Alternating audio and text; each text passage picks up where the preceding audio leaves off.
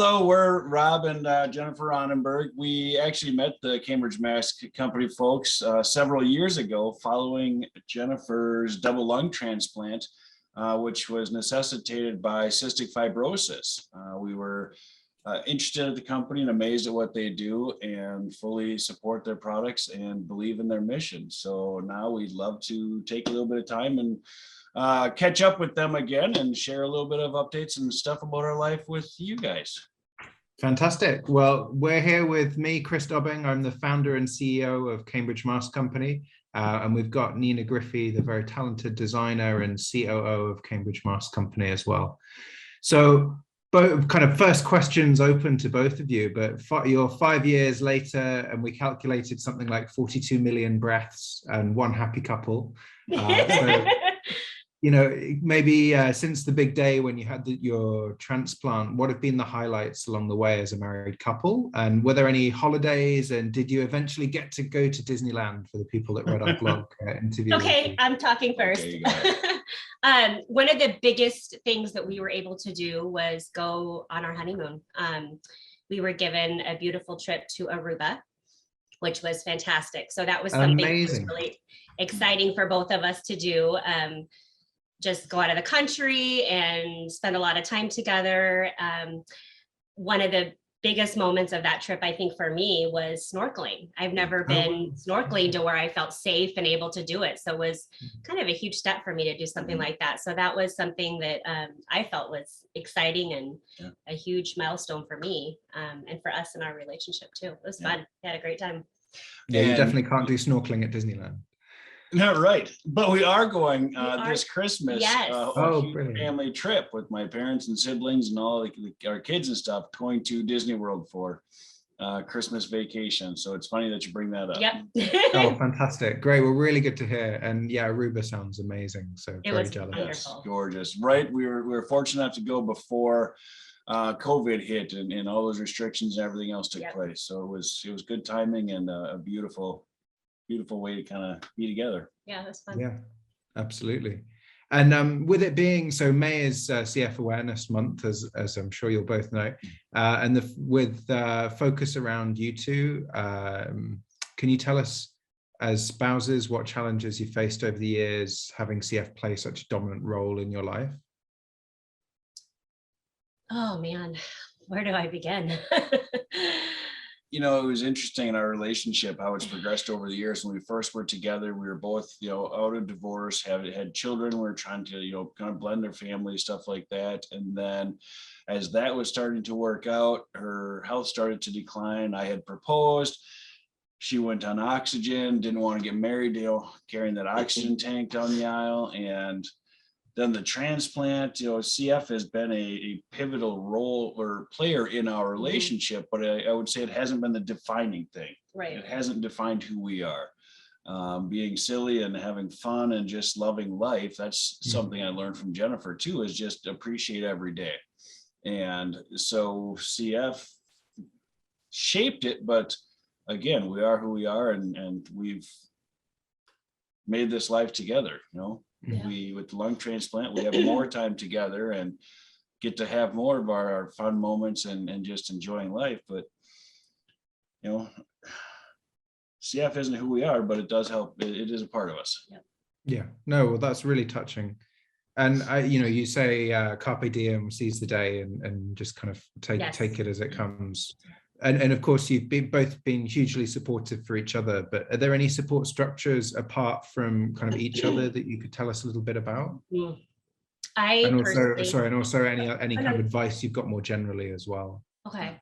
I think for me, family and friends has been a huge support for me. Every journey, every hospital visit, everything I ever went through, I had a great support system with my family, even though they don't live here in the state of Minnesota.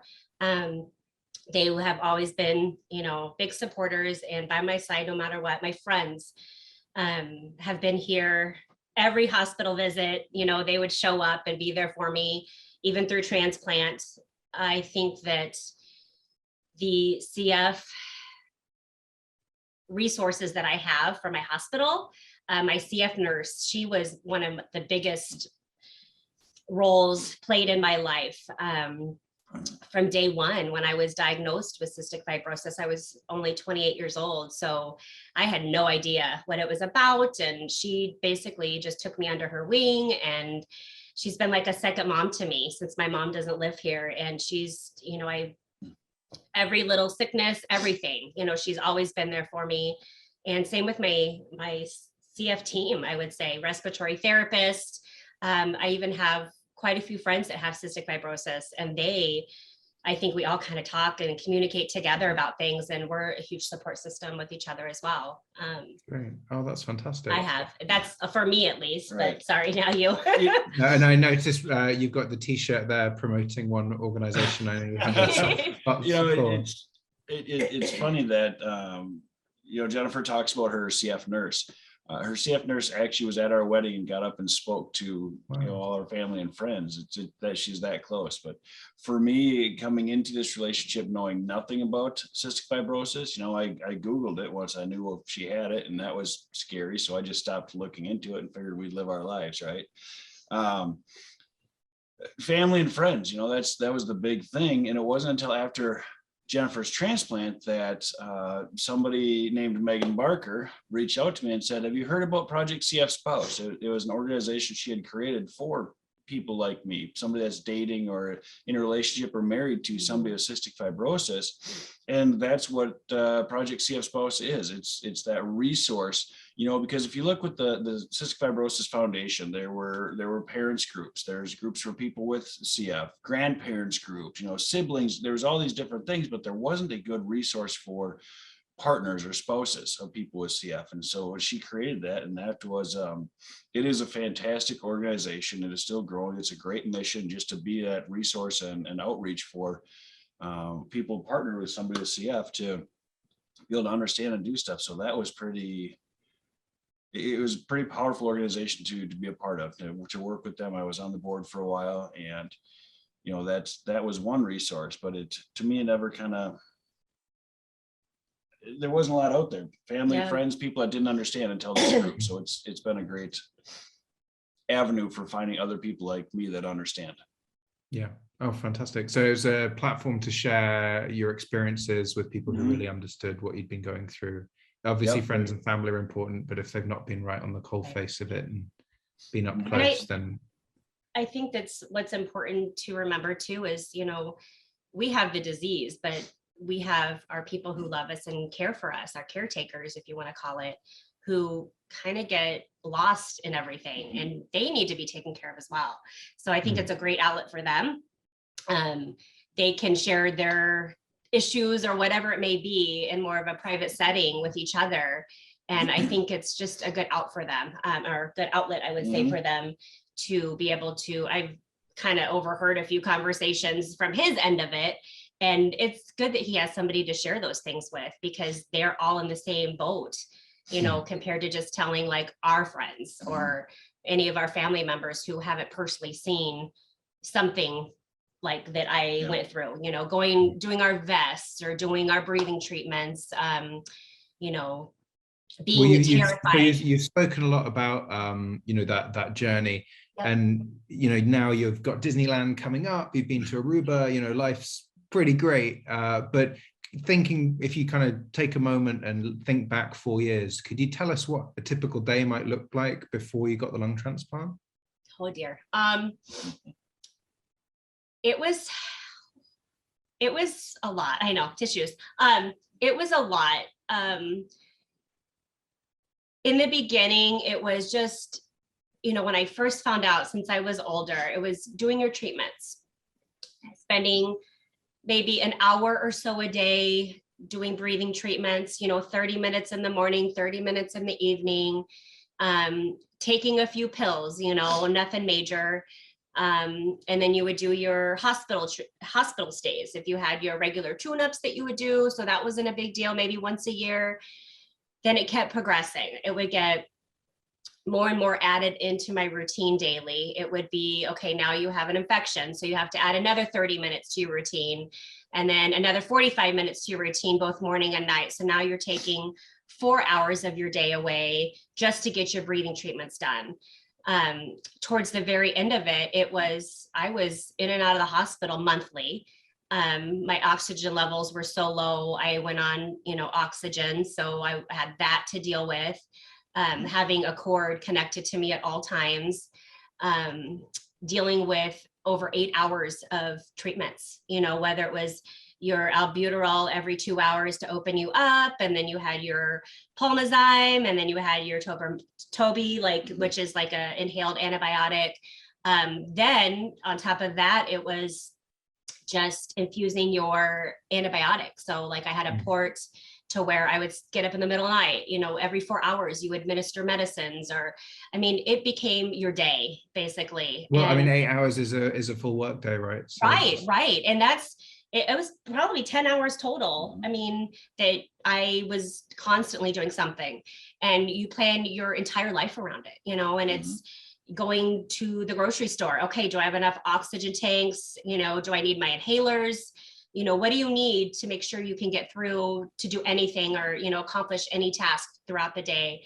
And it was a lot. It was very overwhelming. It was exhausting.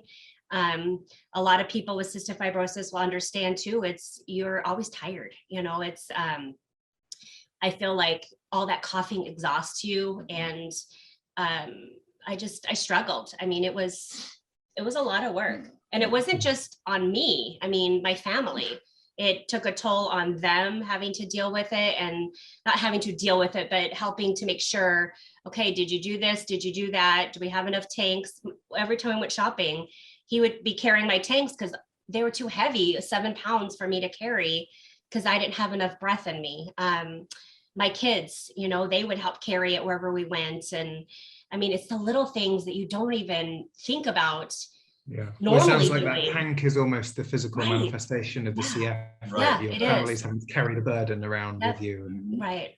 And you don't think about it you don't think about it like it happens so gradually sometimes, until looking back, it's like, oh my goodness, like, wow, we did all that. We went through that. And at the time it was like, that's just life, it's what we do to live. So it's not a big deal, but looking back. You've mentioned so you were on that kind of gradual downward trend in terms of progression of the disease. And can you talk a little bit about what, you managed to get the donation and the transplant. So how did that work in terms of being approved for the procedure, and how long was the gap between approval and kind of getting the surgery done?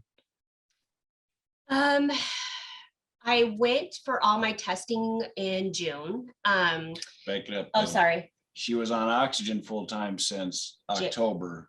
Oh, yeah. 2016. Yeah, that's true. And then 2017, June 2017, is when I went and did all the testing. It's numerous amount of tests. I think 30 to 40 different testings. They test every organ, every blood work, you name it, you have to go through it. Dietary, psychological. Yeah, there's quite a bit, just to make sure that you're able to, take this on, and that you're healthy enough for it too. It was 42 different visits with the doctors and different specialists over the course of 7 days. Yep. Wow. And while doing that, you are at your doctor's offices trying to get all your treatments in at the same time. So, it's very overwhelming, especially at the stage I was. I think at that point I was at 30% capacity, lung capacity. So it wasn't as bad, but just getting around, doing everything. I think, was I in a wheelchair by then? Because I couldn't walk. It was that bad. And then from that point until October, when I was hospitalized, I was very sick, and they said, you will be in the hospital. Yeah, I want to fill in there just a little bit. He knows a lot. I was by that point, that was where, she was talking about her average day. Yeah. She's spending basically 10 hours a day at home, can't go anywhere, just doing breathing treatments. And for me, it was a different perspective on life, because I would go up and get her children awake for school, make breakfast, lunch, do stuff, make sure she's okay, go to work, come home, get the kids homework done, work with them. The kids and I would cook dinner, we'd make a game of it. All this time she's on the couch with their oxygen tubes or doing breathing treatments to stay alive, you know, or sleeping. or sleeping, you know, because she had to do that all the time. Finish dinner, we maybe watch some TV or something with the kids because that's all Jennifer could do. And then they would go to bed and her and I would have a little time to watch TV before going to bed early because she had to be up in a couple hours to do her treatment. Or if she rolled over in the middle of the night and coughed a little bit, it would lead to a coughing spasm. She'd sit up, cough more, end up having to go to the bathroom where she would throw up because she's coughing so hard. And that was our life for day after day for so long, you know, kind of the way it was. And then it got to October and she was on a visit with her CF doctor, following up on things. And he said, okay, well, here's what I need you to do. Go home, pack a bag and come back to the hospital because you're checking in. And she said, okay, well, how long this time? And he said, well, until you get new lungs. Right.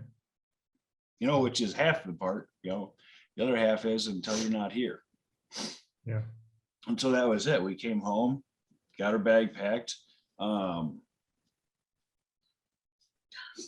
had to carry the bags out to the car like you would anyways, but then I had to come back in and oxygen tank in one hand and Jennifer in the other hand, pick her up and carry her down. We just have 7 steps down to our entryway, carry her out of the house into the car because she couldn't do it. She didn't have the energy to walk to be able to do that. And so she had been on the transplant list since June. This was October, 4 months later, and she was declining very fast.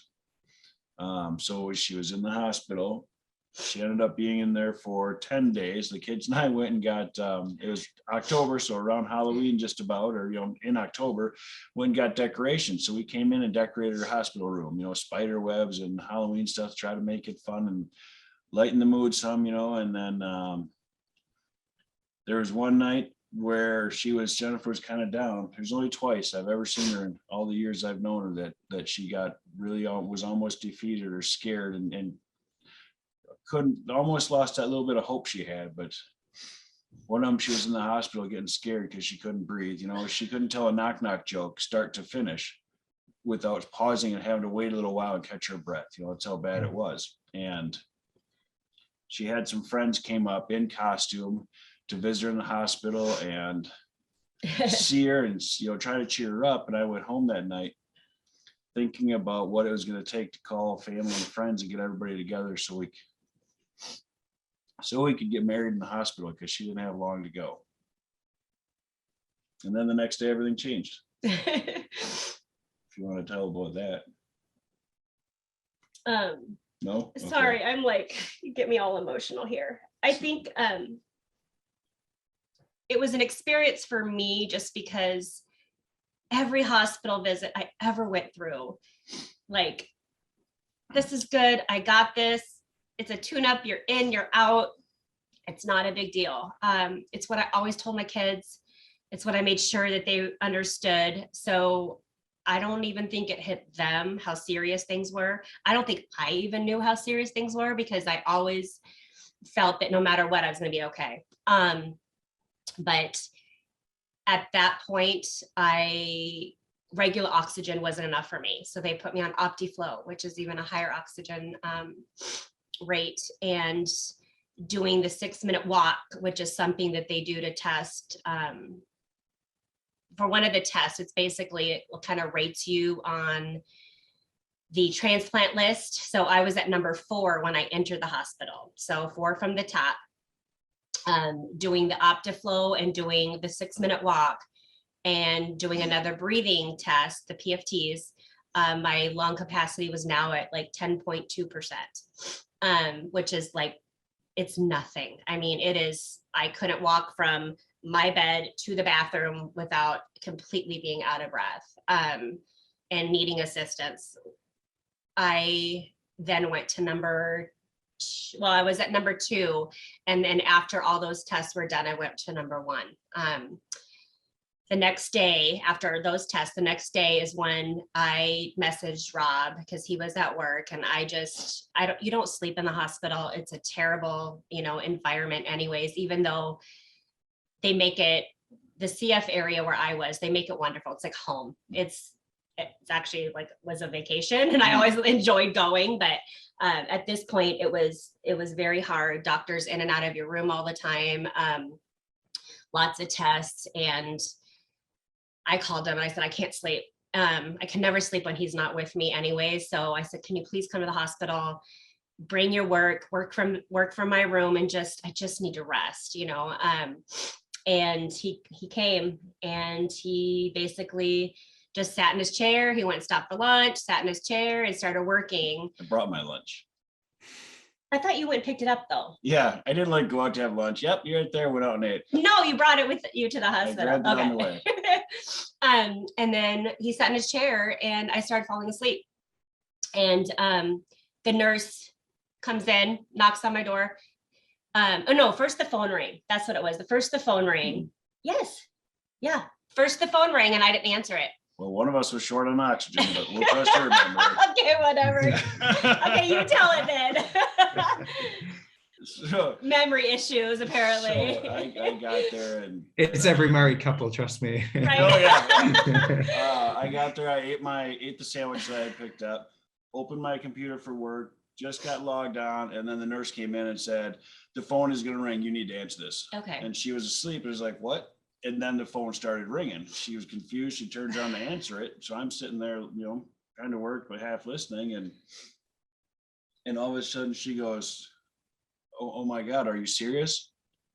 Is it real? And that was it. That was the call. That was my nurse, one of my nurse coordinators calling to tell me that they had found a pair of lungs. And it was amazing. Within 20 minutes of him getting there, and it was just, the timing was, I'm so glad he was with me. It was wonderful. So. What was the journey from that phone call? Oh my gosh. It was like a whirlwind, I think. It was a whirlwind. So that was like, I don't know, 10 o'clock or 10:30, 11 o'clock, maybe in the day, middle of the day. She had to call. I shut the computer down. I messaged my boss, said I'm out, got a call, and then shut the computer down. We called our parents. Yeah, we called our parents. Before we called our parents, though, we held each other and we cried happy tears. You know, this is what we were waiting for. And then we cried sad tears, because that means somebody else's family is going through the worst day of their life. Well, this is the best day that we could have, you know? So we thought about them, and then started calling family, started with calling our parents, her dad and stepmom in Texas, talked to them, and they made arrangements right away and hopped on a plane to get up to Minnesota across the country that day.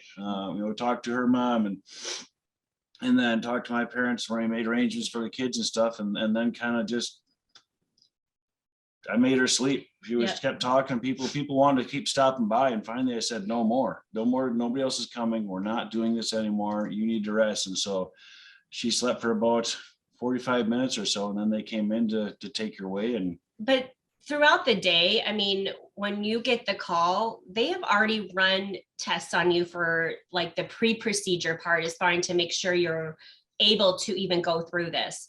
Mm-hmm. When it is the day of, it is every freaking nurse, doctor, tech person is in your room. I mean, flooding it in, doing more blood work, like scanning and taking x-rays, and you name it, they're doing it, because they have to make sure you're able to go through this procedure.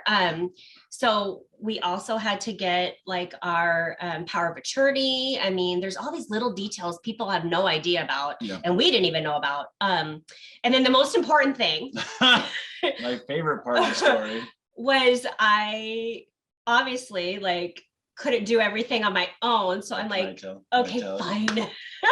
So this is my favorite part of the story. All this emotion, right? All this going on, all these years of talking about it, now months of dreaming it and relying on this moment to happen. There's just all these powerful things going through your mind and your heart and stuff.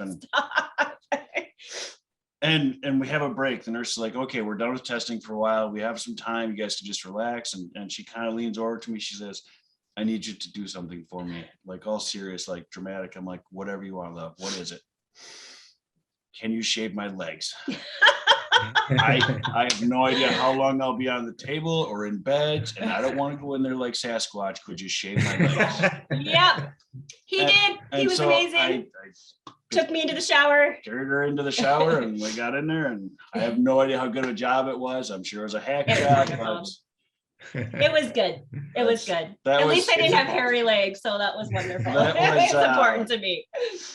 You know, and that's the thing through all of this is it's those little moments where we can be us. Mhm. You know, all this going on. Is she going to survive? What's going to happen? Who knows? All these little things, and we still found our way to laugh and get to it. You know, it's the stuff. It's the stuff nobody sees that really, you know.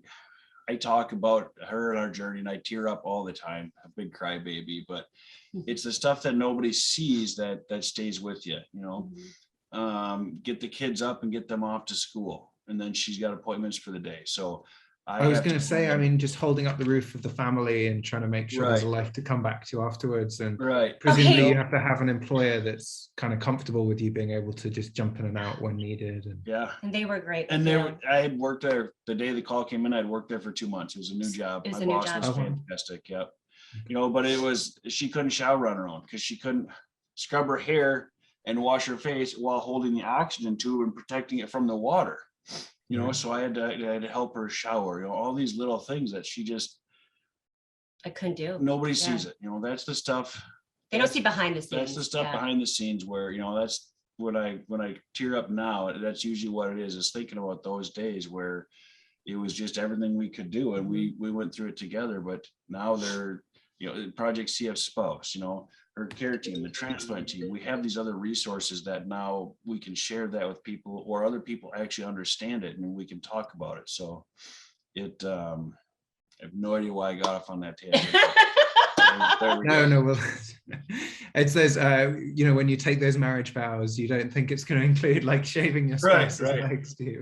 It's but when the great thing with us is that when we got married, like we had already gone through major things in life, you know, with the transplant, like not a lot of people take that on before they get married, you know, type of thing.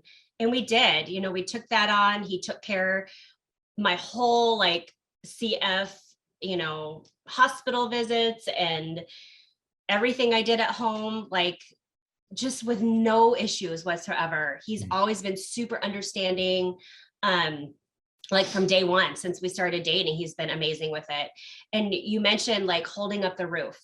And one of the most important things that it feels to me is when we got married, we did a special tribute to Rob.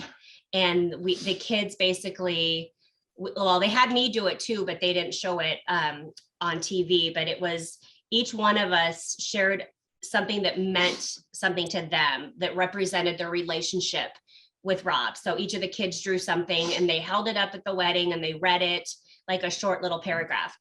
So they had me do it too. And the one thing that I drew was basically Rob as Superman with a house, all of our family in it, holding it up basically. And it was just to represent, he like held it all together for us during, you know, all of that. So that's such a huge thing for me because I don't think he realizes how amazing he was for all of us. We couldn't have got through it without him. So it was wonderful. That's an incredible story. Yeah. And so, you know, you went in, you had the surgery, and there's that incredibly powerful video of the moment you woke up afterwards. So can you talk a little bit from both of your perspectives, like what did that moment mean to you? And then also, you know, it went viral afterwards. Was it 5 million views you got within a week of the video? And this was back quite a few years ago before, you know, social media was quite so prevalent. I think, you know, looking back, and of course, I don't remember it as vividly as, you know, he does, and seeing the video, still, I get emotional every time I watch it. But it's because for so long, my breathing diminished, you know, and like, you don't even really notice how bad it gets. You know, you have all the coughing and then you're not able to breathe. So it's harder and harder to breathe. It gets more painful. just like with every breath I breathed, it hurt so bad. It feels, I just like this pressure on your lungs and a burning, and you're always hurting, and you're always coughing. So that's exhausting. And taking those first breaths was like the most, I can't even describe it, like the most amazing feeling in the world. It was so free and so fresh and so pain-free. I can't describe it. Like, it was amazing. So like, I remember that vividly. If I don't remember anything else that happened in that room, I remember that moment, that I just felt like I was like up in the sky, kind of flying and just breathing the freshest air possible and able to take in the biggest breath possible. I hadn't been able to do that in, I don't even know how long. So it was amazing. And that's from my point of view. Obviously his was very different. It's the day the call came in, that morning she had testing done, and I think she was under 11% lung function. So if you imagine 98% of your lungs filled with sand and you're trying to breathe through the rest of it and whatever's left, that was kind of what she was experiencing every day. For me, we had talked about this moment, new lungs, that first breath, what would it be like, and imagine it. We've talked about it. And then here it was, she had been intubated. They had actually cut the room oxygen, or the oxygen going in, like 45 minutes before, but she was terrified. She was afraid something would go wrong after all her struggles and the lungs wouldn't work. And so they had to convince her to for this moment to happen, to extubate her. And which I don't remember. Yeah. And when we got in there for this moment, I wanted to record it because I assumed she was high as a kite on all the pain meds, that she's not going to remember it. And I wanted her to be able to see this, but I also hoped that one day we would get to meet the donor family. And this would be a moment that we could show them new life. They could see what their loss has turned into, and be able to share that. And we actually ended up able to do that down the road a few years, but for us it was just that moment. This was the moment to capture, because that's where everything changed. And then I tried to share it on the family site that I had put up and been maintaining to keep people updated, but it wouldn't let us. So I had to post it to YouTube in order to link back to it. And that's when then did it, shared it. It was great. And we got focused on her recovery and everything. And then all of a sudden, it was a while later, I start getting people sending me stuff like, hey, did you see this? Isn't this you guys? I think it was 4 months later. Yeah. Yeah, it's 4 months later. That randomly, I was at work on a Friday, and it just blew up. And it was going crazy. In the morning, I looked at it, I was like, wow, that's 50,000 views. That's crazy. And we then kind of forgot about it. Like, we didn't even realize it. Yeah. And then by the time I was getting ready to leave for work in the afternoon, it was up to 250,000 views. I'm like, holy cows, what's happening here? And so then I come home and I asked Jennifer, I said, hey, remember that video? If we could share that with people, what do you think of that? How many would be a good number? And she said, you know what? If just 10,000 people, would see this video, maybe a couple of them would register to be organ donors. I said, that would be awesome. We just crossed 500,000. And to us, that was crazy. By the end of the night, it was 1 million. By the end of the weekend, it was like almost 3 million views. And then it was on something on Facebook. Some other group had used that video, put captions to it, and shared it out there. Now this or something. And it blew up. 88 million views or 90 million views. Wow. It's the most viewed thing on their history. I went through and looked. It's the most viewed video that they've ever posted. And people they resonated with it. To me, I got it. I saw it, because from my perspective on the outside, watching and helping and caring for Jennifer, it's a message of hope. It's resilience. It's never giving up. It's fighting for, moving forward and continuing. From Jennifer's side, she's like, we live in a town of 5,000 people. We have 2 stoplights and we're surrounded by cornfields. Why are people watching this? What is going on here? She just, having lived it and gone through it to herself, she didn't get it. Yeah. And, you know, I think it is an incredibly powerful video, and we'll link to it in this video as well so that people can watch it themselves and build up some of those numbers a little bit. But I mean, you mentioned a hope that people could sign up as organ donors, and you've said that the donor family was able to connect together with you and see the kind of the life that they've been able to save. Yeah. So have you got a message for people who maybe don't know much about organ donor lists and transplants and how it all works? And is there any organization they can go to learn a little bit more? Yeah, go ahead. Yeah, go ahead. Go ahead. It's good at talking. It costs nothing to be an organ donor. There are a lot of misconceptions out there about religious restrictions, or they won't save me because they want my organ, stuff like that. None of that is true. That doesn't happen. Really, organ donation is the last great thing you can do for other people. You know, it is something that without any effort on your own part, you go to, you know, like here, I think it's registerme.org. You register for free. You tell your friends and family, hey, FYI, in case something ever happens, I would like to be an organ donor. You can affect, I should know this, like 75 or 80 lives with one organ donor, just because of, you know, there's the major organs people think of, but there are so many different tissue components, corneas of the eyes, you know, other things that can help affect other people's lives, either save their lives, like was the case with Jennifer, or help somebody to be able to see again. And that is the power of it, right? It's continuing that on. So we've been fortunate enough to meet the donor family. Lacey was her name. And we have a little wall, kind of a shrine to her. You know, the most amazing person we'll never meet. Yeah. But we were able to meet her family and say thank you and spread the message, and, you know, share what her gift has meant to us and the world through organ donation.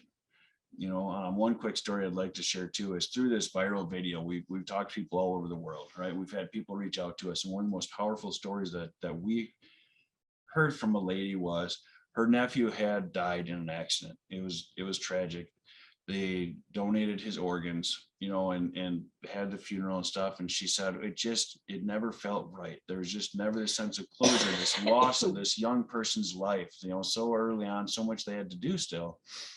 But then she saw this video of new life from that organ donation. And she sent us, I think it was an email, and said, I just had to reach out and let you know, you have given our family peace. We now see his loss wasn't for nothing. It does make a difference. And, you know, we've heard a lot of different stories like that, but that just it's so powerful that there's no reason not to do it and live on through other people. And, you know, that's an incredible story. Yeah.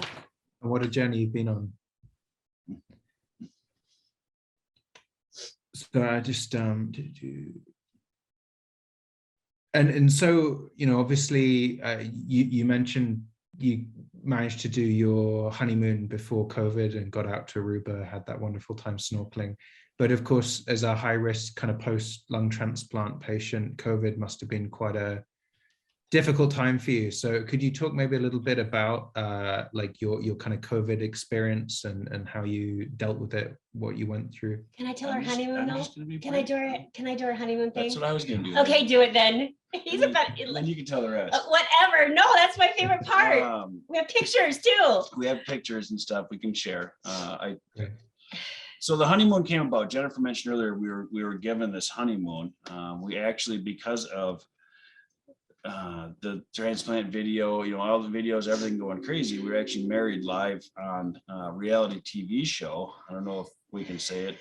My Great Big Live Wedding with David Tutero was an unbelievable experience. But so that's how we got the Aruba trip. And knowing that even before we knew COVID was a concern or anything else, we wanted to be sure that we were protected on this trip. So all the way through from when we got picked up in the Uber to the airport to the planes, you know, transfers, everything, we had our Cambridge Mask Company masks on to make sure that we were protected and doing everything that we could to stay safe for this honeymoon, for her health.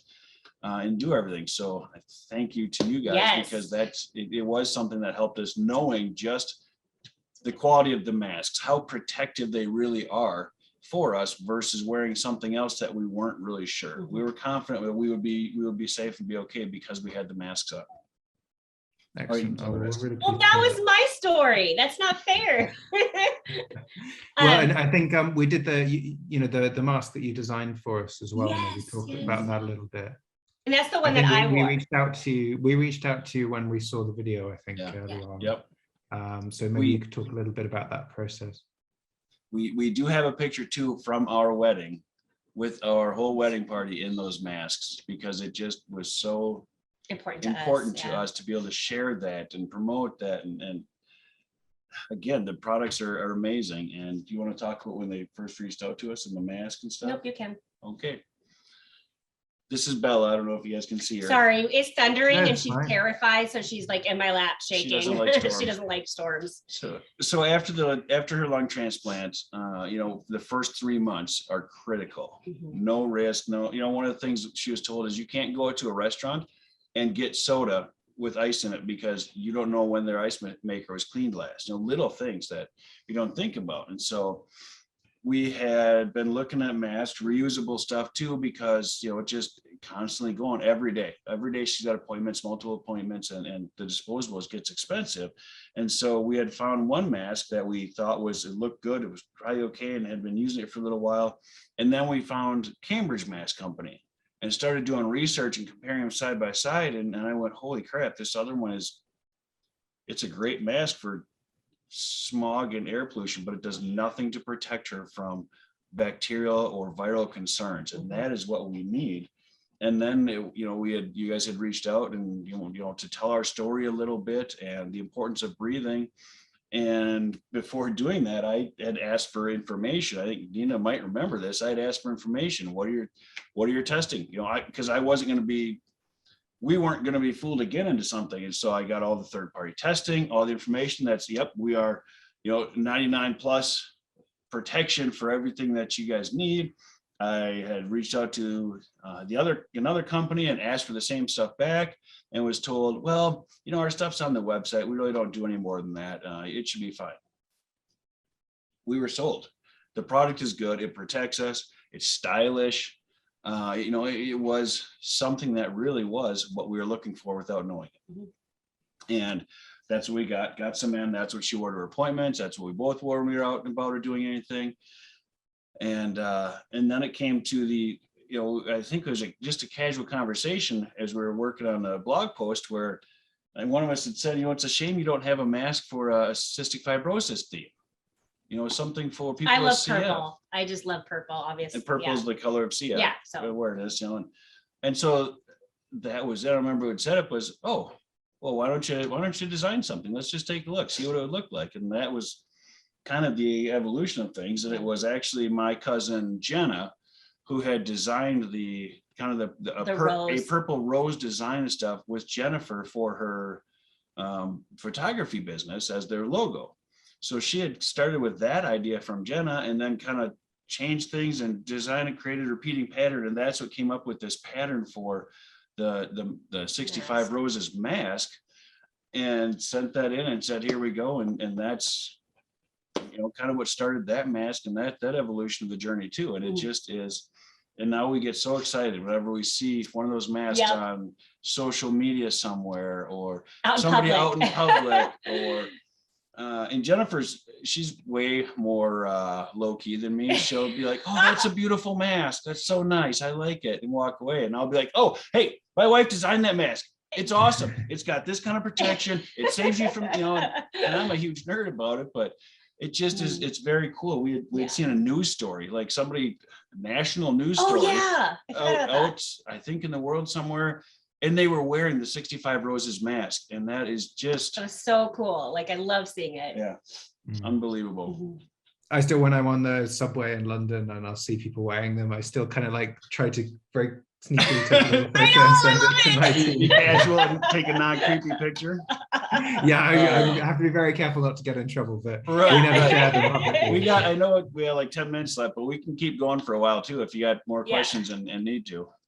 Well, Nina, did you want to dive in with any questions as well? I've covered a lot of stuff, but. No, I think I'm good. I was just you were taking me back to a moment where I was in Dubai staying in a hotel and I saw a couple wearing Cambridge masks. I was like, can I just ask you a couple of questions? And it's really, it's really funny because when I said I actually, I design the mask and I work with the company, and he was like, great, I've been meaning to ask you some things. 45 minutes. 45 minutes, just total interrogation. It didn't stop. It was absolutely amazing, but it was a lot of very technical questions about the testing and everything, when you're put on the spot and you're like, right. Oh, I'm really glad I know this, Right. Make sure my staff know this just in case this happens. That's funny. Well, I think, I over the years, our feeling is people come to us after they've either tried something else and been disappointed, or they've done lots of research, and then they'll kind of find Cambridge Mask Co. And that's like the thing that they finally get to. But it's often the people who've put in that extra time and energy doing the research and finding the product. So we're doing as much work as we can now, interviews like this and lots of other marketing, to just see if we can try and make it a bit easier to find us. So it's discussions like this that really help with that. So that's really good. Appreciate your time. I remember I was at Mayo Clinic for an appointment, either Jennifer or I was there for something else, and Riley, they had just started carrying Cambridge masks in one of their gift shops. Mm-hmm. And I couldn't stop myself. I watched somebody in one of the stores picking up a competitor's mask and be like, okay, this should protect us, as an older couple. And I'm like, don't buy that mask. There's better ones. And I explained it to her. I talked about it, and they're like, oh, thanks for telling us. And then I look around like I'm going to be in trouble, but I'm like, I don't work here. I don't have to sell nothing. So I felt good about it, but still I was like, it's weird. I love it.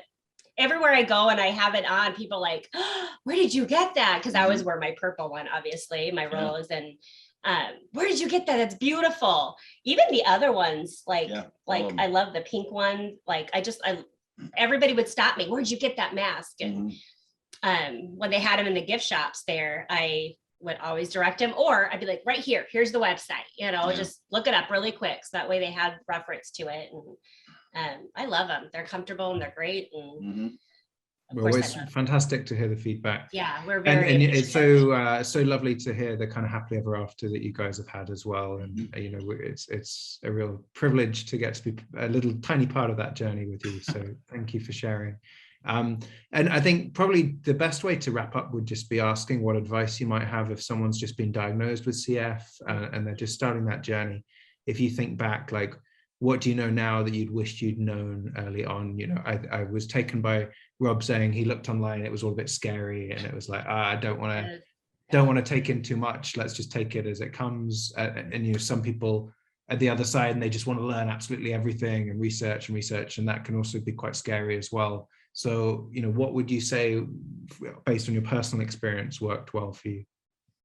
I think for me, the biggest thing having cystic fibrosis is obviously I learned it later in life, so I have a different view on it, I think, than people who are younger and just grow up knowing that they have it. But I kind of let life go first before taking care of myself. I would put my kids first. I would put my friends and family and everybody first before taking care of myself. And I think the most important thing is, first of all, everybody has different degrees of it. With each mutation, some have it more severe than others. So no matter what form you have of it, I think that it's important to not generalize it. Don't read off what you see on the website, because for me, I went a long time with complete great health. And I think people who have it more severe, no matter what it is, you need to always make sure you're doing your meds. You need to make sure you're compliant with your doctors. It's important not to let go of that, because I always try to put other people first before myself when he's constantly telling me, you can't do that. You have to come first, because if you don't, obviously, I think I could have put transplant off a few years if I would have done that. Talking with my nurses, you know, being in the hospital, I still did what I was supposed to do. I mean, I never was like, nope, I'm not doing it, because I was a mom. Like, I had to, you know, I had to be there for my kids. But there's teenagers that were in the hospital at the same time that I was, and they weren't compliant. They wouldn't do their treatments, and they were always sick. And I remember the frustration of the respiratory therapists, of the nurses that they went through, because just trying to get the kids to do what they were supposed to do. And I just feel that if you know, especially just learning out about it, you know, it's a scary disease. It can be, but it can be okay too. You know, there's all this new medication to take. And I just feel that, you know, you rely on your doctors. That's the biggest thing. Listen to them, rely on your doctors, and enjoy every day for what it is. I don't know. I feel like staying positive is huge. I see so many people be negative, and I think that plays a huge role in just your whole self and your well-being. And it's important to stay positive. And I don't know. I think that's just mine. And Rob, what about as a partner of someone who's got CF? What would your top tips be? If I had CF, I would be the most miserable, ornery, irritable person you have ever seen in the world. But being with Jennifer, who has cystic fibrosis, I am a far better person for it. The way she sees the world, the way she just appreciates the little things, you know, whether it's a new chocolate that she discovers she loves. And we now have like 30 bags of it because she cleaned out every store in the area. But she just, you know, or it's the sunrise, or any little thing, you know, a cardinal goes into our bird feeder in the backyard. She jumps up and runs and freaks out about it. It's the same cardinal that's been here for 3 weeks, and we caught it on the camera by the front door several times, but she still gets so excited every time, right? For people like me who choose to be with somebody with cystic fibrosis, you're right. Dr. Google is a horrible thing. It's good for this technical details, but don't read all the horror stories, right? Because everybody's different, like she said. It is a challenge. It is difficult. I know a lot of days getting up in the middle of the night, you know, holding her hair if she's throwing up, or, you know, clapping on her back when she needs it to be able to breathe, you know, seeing that stuff. Don't get me started on the spit cups for the phlegm that used to be all over the house. Seriously. That's my one pet peeve still. Not a problem anymore, but really it has been an amazing journey. You know, obviously our story is different because everybody's story is unique and different, but it is an amazing journey. Her outlook on life, her appreciation for everything. You know, we've been together for, I don't know, 9 years now, and she still laughs at my jokes. So there's that, you know, it's worth it. It can be scary. It can be a challenge. It's worth it. And that's the thing that I think it's unspoken. We don't talk about it, but we have a limited amount of time. Even before transplant, we knew we had a limited amount of time. So we do everything that we can to love each day, to cherish every moment, to laugh, to cry, to just, you know, some days we're out and about running errands and it's great and it's wonderful. Some days we don't get out of bed till 1 o'clock because we're watching our shows and just chilling, you know. But we appreciate every day and all that time we have together, because you just, you know, nobody knows, but we know for sure our forever after is likely shorter than anybody else. We don't talk about it. This is probably the most we've ever said anything about it, but we don't let it get to us. We don't let it loom over us like some thundercloud waiting to strike. To us, it's just, that's tomorrow's problem. Today, we're just gonna love each other and be happy and support each other. Do what we can. Yeah. I think that's the word on the wall behind you is love, and it you is. guys That is the word. Shining through. Is love. And so, that's you know, just it's incredible to hear your story and learn what a strength you've been for each other. And thank you so much for sharing it. It's been wonderful. Thank you for having us. Yes, thank you. We're always happy to talk with you, Chris, and Nina from Cambridge Mass Company. It is, again, the mission, the things you guys are doing we really appreciate it. We're behind you. Yep. Fantastic. Well, thank you. Nina, did you have anything you wanted to add? No, I feel like I've hugged all there. No. It's all good. I'm very privileged. I got to enjoy it too. So thank you. Yeah, that was wonderful. We're really glad to have you with us. Absolutely. And now that like we've got a bit more of a US footprint going on as well, so we'd love to try and meet up with you guys eventually in person. However we can help or be involved or spread the message or whatever we can do, just let us know. Anything. Great. We're happy and I think we're planning to do something with CF Spouse as well. Perfect. To do another interview Yay. and try and magnify their message a little bit as well. So yeah, thank you for the introduction. It's funny, Megan is, well, she's a respiratory therapist first. That's how she met her husband, Ty. I don't know if you know their story much, but I think the first time he was in the hospital and she was his respiratory therapist, she asked him what he's doing and stuff regularly. He goes, well, as soon as I get out of here, I'm taking you on a date. And she laughed, and they did, and now they are married and they have twin boys, and she created the organization. And it's funny because I always call her a crazy stalker. After our big viral video was out there, she messaged me on Facebook. She's like, hey, what's up? You know anything about CS Boss? I'm like, no. Well, hey, what's your number? I'll give you a call. I'm like, all right, that's weird. But then I ended up talking to her. I was actually, we were still in the hospital for another visit with Jennifer. I ended up talking to her for like an hour and a half about all these things CF Spouse is, what she wants to do, her vision, all this stuff.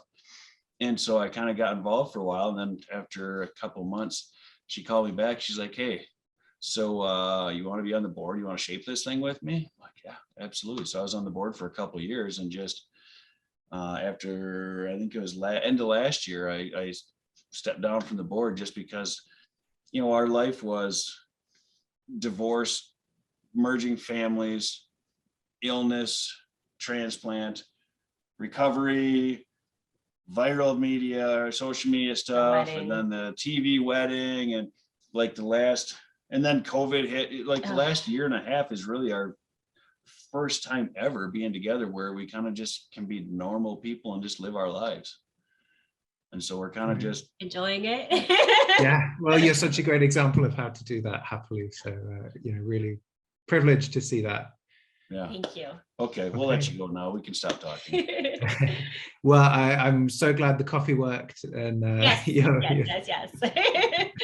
We'll leave you to the rest of your day, but thank you so much for sharing. We'll let the marketing team have a play around with edits and things like that. We'll probably do a video and a blog post and a few other bits and pieces as well. Perfect. Alexandra is our digital marketing manager, so she might well reach out, but we'll probably do things through Nina as well. So if you have any questions, and if you need more masks, you've got a lifetime free voucher. You can just have as many as you want. Do you have the Purple Roses mask in my size? Because I'm a big guy, and they're most of them are too small. What's your size? XL? Probably, or bigger. I'll ask Nina to check on that for you, and we'll make sure to get you one. If we don't, we'll make it special for you. Quick question though: do you need more like pictures? Anything else? Yeah, please share them. Yeah, if you're happy with us to put them online. Do our honeymoon one of us with the masks. Yeah, I will. Okay, I love that one. Yeah, that would be great. If you don't mind us putting them online, we'd love to. I don't care. It doesn't matter to me. We're open about everything. So great. I will. What I'll probably do then is just create a Google Drive folder, drop them all in there, and add you guys to it, so you can go in. And you're probably going to get annoyed because there's going to be way more than you need. No, well, that's more is better. And I think, like your one thing I'd like to see if we can do is also maybe add a link to this video to the main one, just in the comments underneath. Oh, absolutely. People who've seen that video and know it's from a few years ago, if they want to just come through and see you like 5 years later, it might be quite a nice thing. Yeah. I still, every day we get comments on that video. Yeah. So I think, just like a nice, more detailed, that one's only 3-4 minutes. So having another one that just fills in the backstory a little bit, people might find quite interesting as well. Sure. So maybe that's something we can do as well. Perfect. And we'll share but if people have just been diagnosed with not even CF, but whatever it might be, I think getting to see your story and hear about, adversity and getting through it together, I think it's a really universal message that everyone can learn from. So thank you for sharing. We really appreciate it. Thank you so much. Thank you. We'll talk to you guys soon. Thank you. Bye. Have a good day. You too. Bye. Bye. Thanks both. Bye.